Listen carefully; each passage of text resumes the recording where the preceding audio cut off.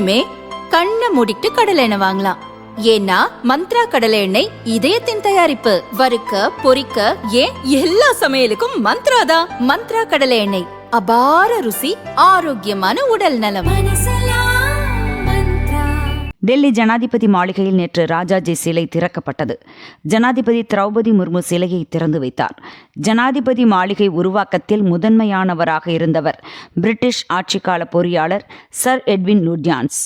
அவருடைய சிலை ஜனாதிபதி மாளிகையின் அசோக மண்டப படிக்கட்டு பகுதிக்கு அருகே இருந்தது. அந்த சிலையை அகற்றிவிட்டு சுதந்திர இந்தியாவின் முதல் கவர்னர் ஜெனரலாக இருந்த ராஜாஜியின் சிலை நிறுவப்பட்டது. பிரதமர் மோடி இம்மாதம் ஒலிபரப்பான மன் கி பாத் வானொலி நிகழ்ச்சியில் ராஜாஜி சிலை திறப்பு குறித்து பேசினார். எட்வின் லுட்யான்ஸின் சிலை காலனி ஆதிக்க அடையாளம். அதை மாற்றிவிட்டு ராஜாஜி சிலை அமைக்கப்படுகிறது என அவர் குறிப்பிட்டார். இந்நிலையில் ராஜாஜி சிலை ஜனாதிபதி மாளிகையில் திறக்கப்பட்டதற்கு காங்கிரஸ் எம்பி சசி தரூர் மகிழ்ச்சி தெரிவித்துள்ளார்.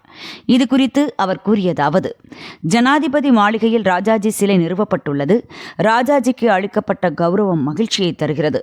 நம் நாடு குடியரசாக மாறுவதற்கு முன் இந்தியாவின் ஒரே கவர்னர் ஜெனரலாக இருந்தவர் ராஜாஜி. நாட்டின் முதல் ஜனாதிபதி பதவியேற்க அவர் தனது பதவியையே தந்தார். அவரது கொள்கைகளை கண்டு வியக்கிறேன்.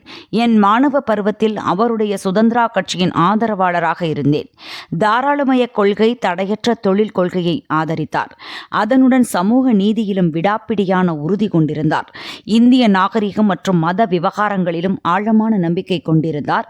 ஆனால் கொஞ்சம் கூட மதவாதம் இல்லாதவர். அரசியல் சாசனம் நமக்களித்த அடிப்படை உரிமைகள், சுதந்திரத்தை பாதுகாப்பதில் உறுதியான நம்பிக்கை உள்ளவராக இருந்தார். அதே நேரத்தில் தனிப்பட்ட நபர்களின் வாழ்க்கை முறையில் அரசின் தலையீடு இல்லாமலும் பார்த்து கொண்டார். அவரது கொள்கைகளை நான் இன்று வரை பின்பற்றி வருகிறேன்.